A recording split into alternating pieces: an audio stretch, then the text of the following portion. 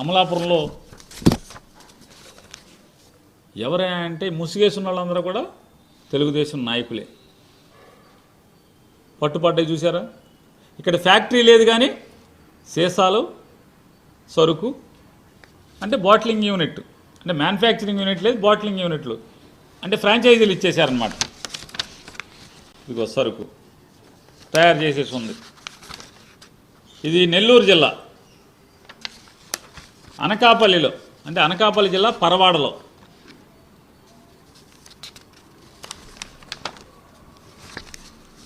పరవాడలో చూడండి, అసలు మామూలుగా అన్ని చోట్ల ఉన్నాయి. ఏదైతే రెప్యూటెడ్ బ్రాండ్స్ అంటే బాగా జనబాహుళ్యంలో ప్రాచుర్యం అండి, జనం తాగటానికి అలవాటు పడ్డటువంటి బ్రాండ్లలో సీల్డ్ మామూలుగా బేల్డ్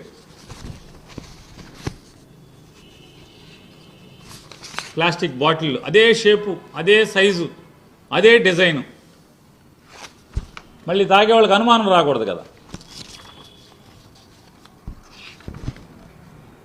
పరవాడలో వీరు అంటే ఫ్రాంచైజీ ఓనరు రుత్తుల రాము గారు.